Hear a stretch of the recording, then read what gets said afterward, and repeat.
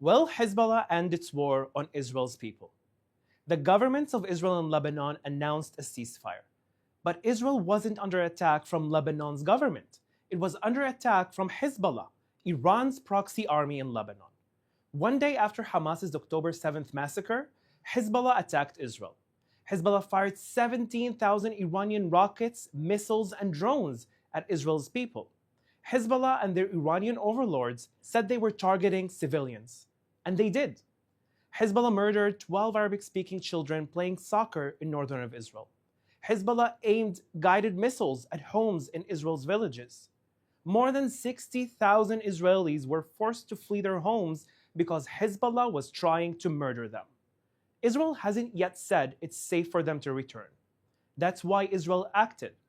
Israel eliminated Hezbollah commanders in precise operations, pagers, and radios.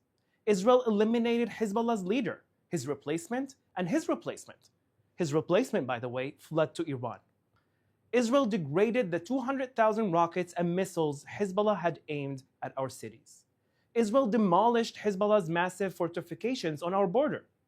Israel achieved a 1-to-48 ratio in fighting Hezbollah.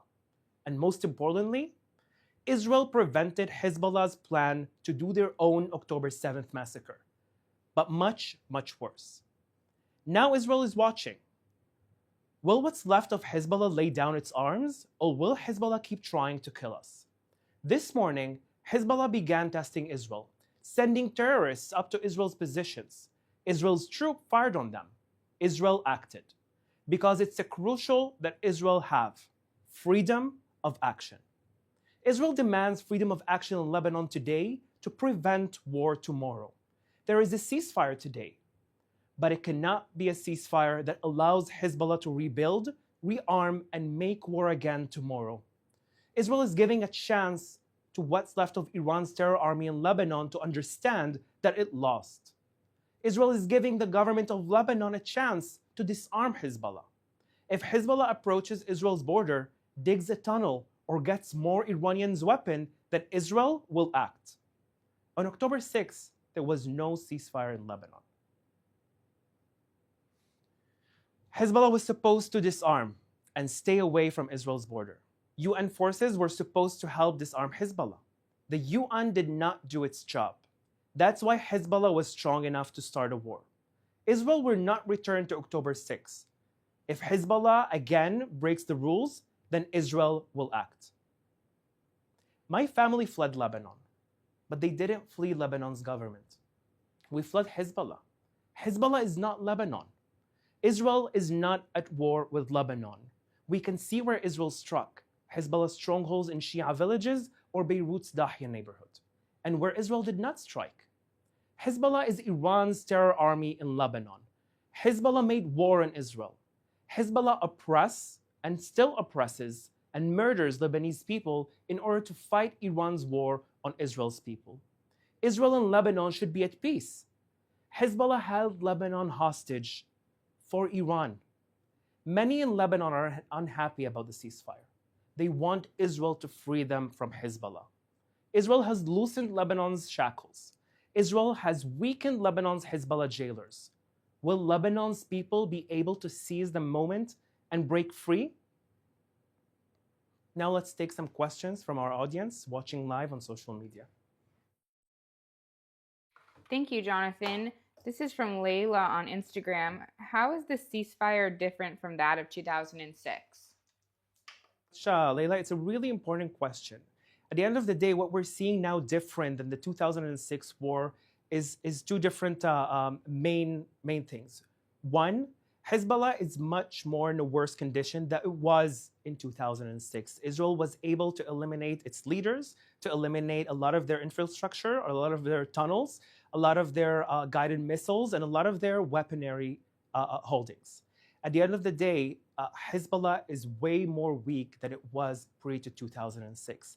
And another thing, the Lebanese people understand today that Israel's war is not against Lebanon and not against the Lebanese people.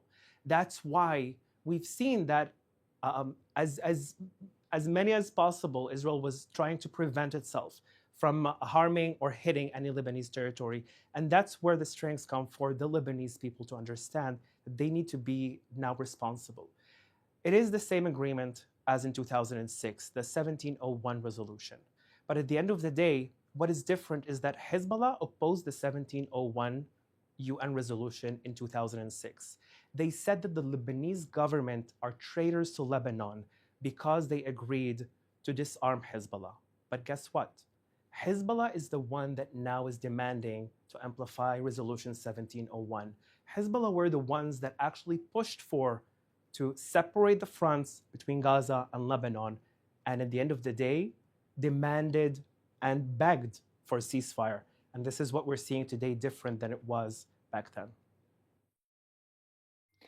This is another question we received on Instagram. What will ensure that Hezbollah will not rearm itself and just use this period to reorganize? This is Israel's mission now, to make sure that Hezbollah will not rearm and regain. That's why Israel is demanding to have freedom of action in Lebanon if they will see that Hezbollah are trying to rearm again. But this is where the Lebanese government needs to step in. This is a huge turning point for Lebanon. This is a huge turning point for the Lebanese people to now take action and make sure that everything that is still in Lebanon on Hezbollah's beholding, that they will be disarmed 100% from their weaponry. Israel has gave them on a platter of gold an option to free Lebanon from Hezbollah's holding.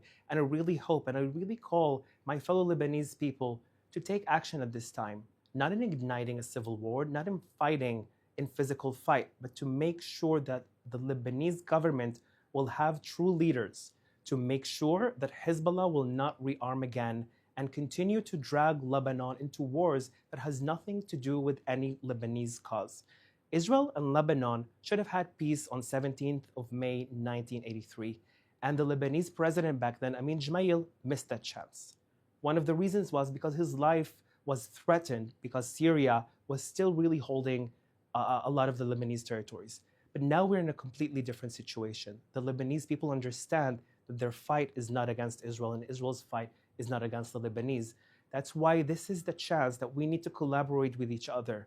Our end mission is not to just have this agreement to stay as a ceasefire agreement. We want peace between Lebanon and Israel. This question is from YouTube. Have you seen the chaotic scenes of people returning to southern Lebanon? And are those people Hezbollah? And if they are they already breaking the ceasefire?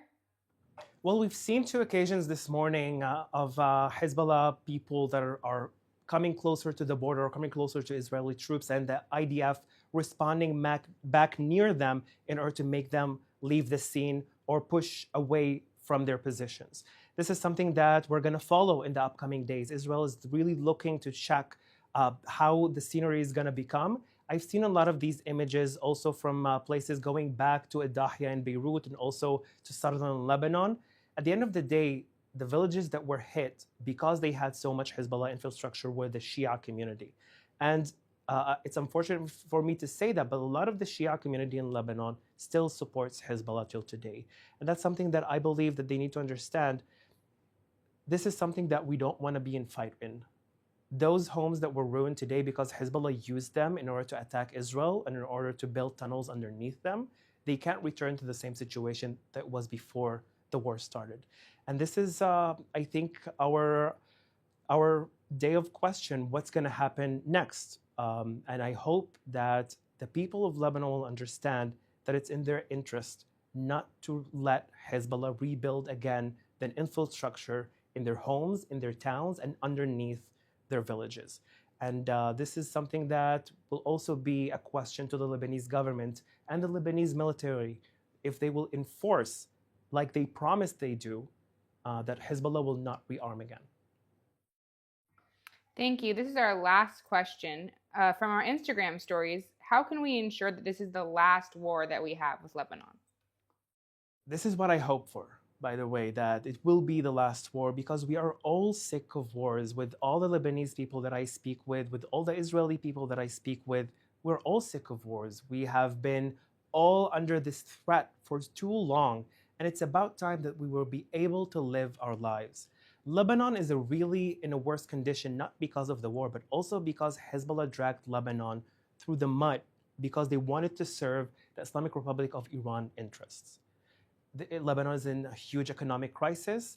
There's an estimated 12 billion losses to Lebanon only in the last few months because of the war. And I really hope that we will both understand that in war, no one actually wins. And when we have peace, we can be able to prosper and cherish all together. This is what I really hope for. This is what could boost the Lebanese economy. This is what could boost also Israeli good relations with Lebanon. And I really hope that this will be our last war. This is what we are all looking for and wanting to have. This is kind of me wishing that the true leaders of Lebanon, the true the freedom fighters of Lebanon will understand that they want to liberate Lebanon once and for all. The 22nd of September, Lebanon had its Independence Day. I really hope that next year, the Independence Day would be the most glorious Independence Day for Lebanon, that it will finally be able to be liberated from the Islamic Republic of Iran's holding and from Hezbollah's weapon, for all of our good. Thank you very much for watching us. We'd also like to remind you, Giving Tuesday is less than 1 week away. To help support our mission, please visit our website or go to the Giving Tuesday link across our social media. That's all we have time for today. Thank you for tuning in. We'll be back tomorrow at 3 p.m. Israel time and 8 a.m. East Coast time.